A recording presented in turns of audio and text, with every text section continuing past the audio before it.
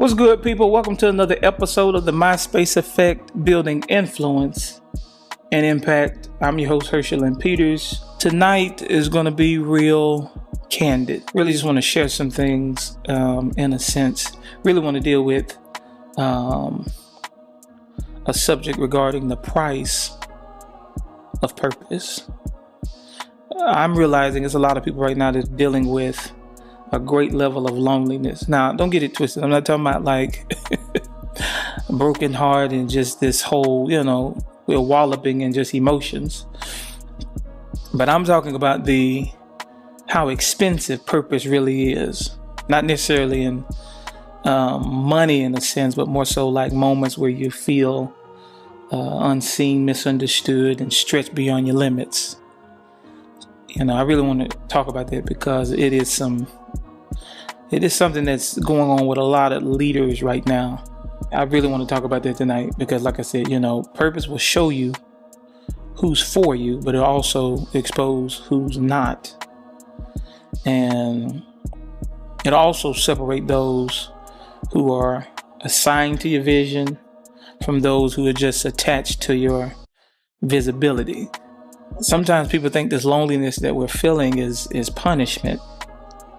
But ultimately, in a sense, before I get ahead of myself, it's really just God graduating you and how to carry what God has given you when support is scarce. So I think it's going to be a pretty good one. So, let's get to it. Got some big things coming up. Sit back, relax, enjoy the music, and welcome to my space. Welcome to my space. You did not. The price of purpose. Why visions feel so lonely. Sometimes we have to understand the reality of that particular assignment that we have as leaders. Leadership ultimately doesn't just call you, it costs you. And a lot of people, they pray for vision, but not for the endurance that comes with it. And that's something I really want to kind of hone in on tonight, just different aspects of that. Because the reality is that I know for myself, this year has been really rough. It's been extremely rough. And I'll be honest with you, your boy tired. The Bible talks about write the vision, though it tarry, wait for it.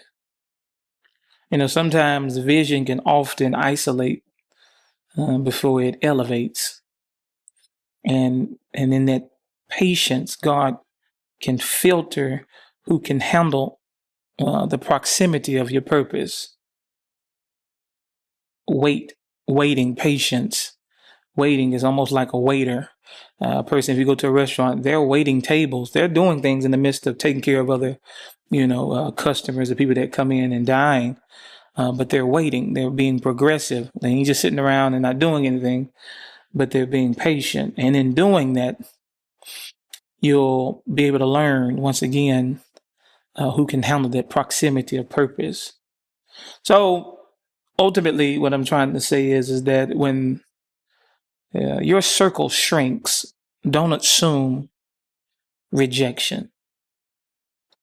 Assume refinement. That's important because when you get into the loneliness of leadership, every visionary experienced what Jesus did in Gethsemane.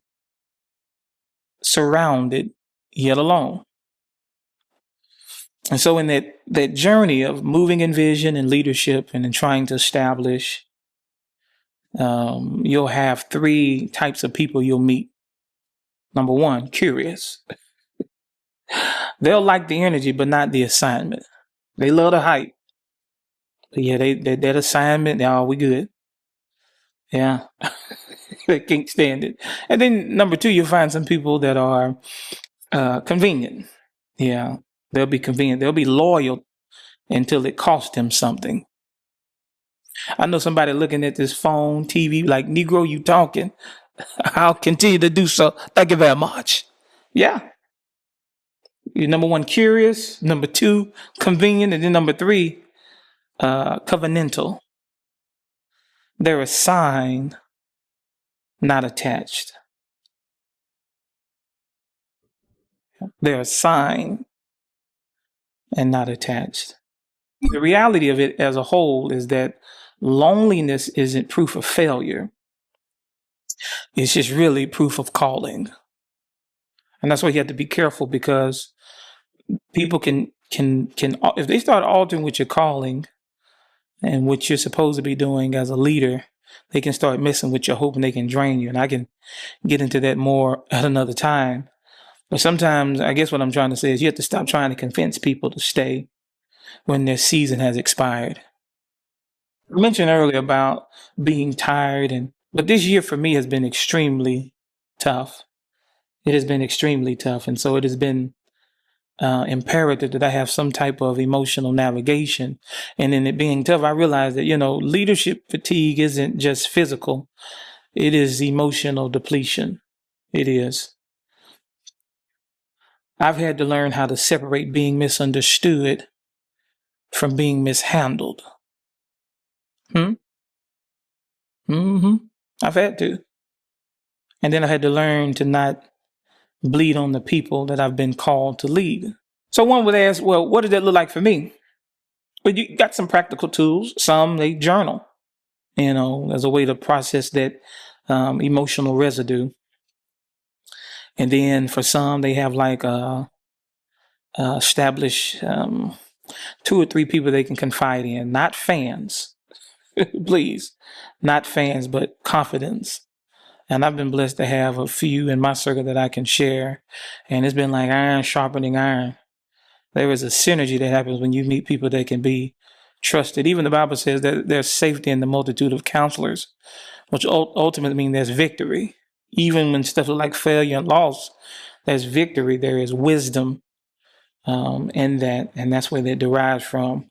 For some, you can build rhythms of rest that protect your mental health. And that's important, because the best leadership decision you can make is being able to rest without quitting.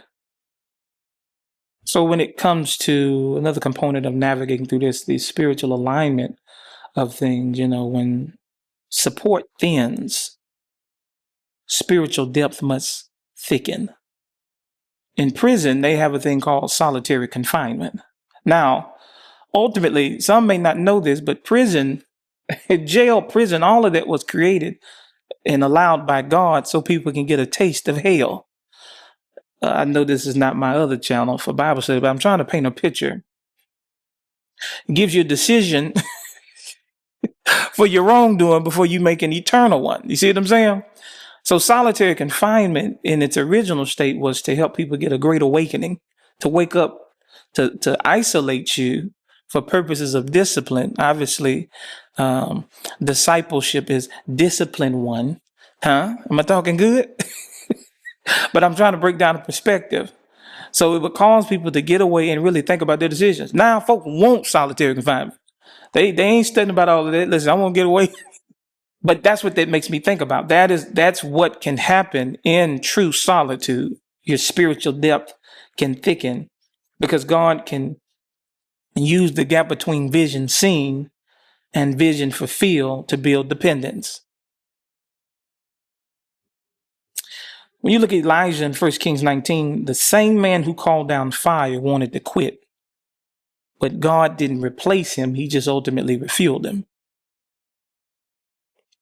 So it's imperative that we learn the difference between isolation for sanctification and isolation from sabotage. When people cannot carry the vision, you have to let the Spirit carry you.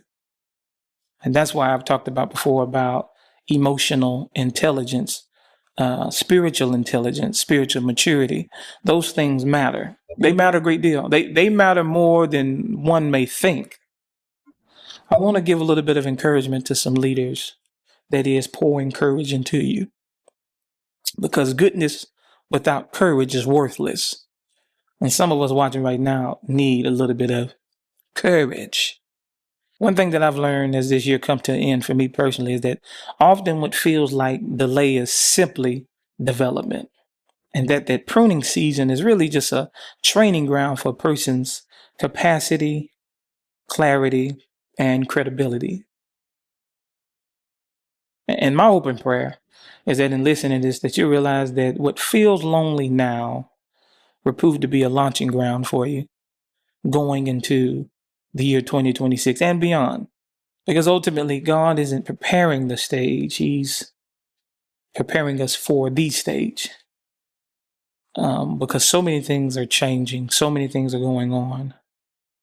And you have to ask yourself, what if the support we're missing now is the noise God removed so that you can hear him clearly? So, if you've been walking through a quiet season, take this podcast tonight as your confirmation that heaven hasn't gone silent. It's just gone surgical. Yeah. God is pruning the crowd to protect your clarity. And you're not necessarily falling behind. I felt that way this year. I'm just like, I'm going through all of this madness and I'm getting behind on so much.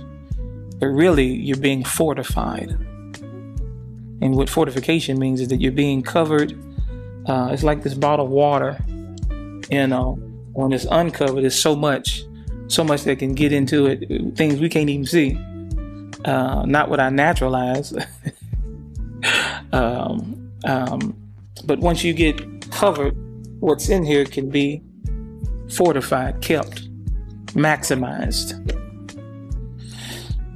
And ultimately, this is an example of the price of purpose. And no, the payoff is coming.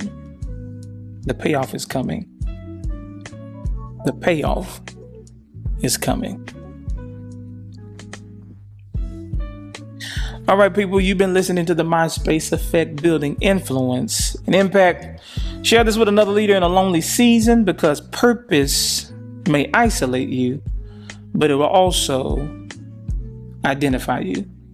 Hope you enjoyed this episode. I will see you guys next week. Y'all be blessed. Take it easy. Peace.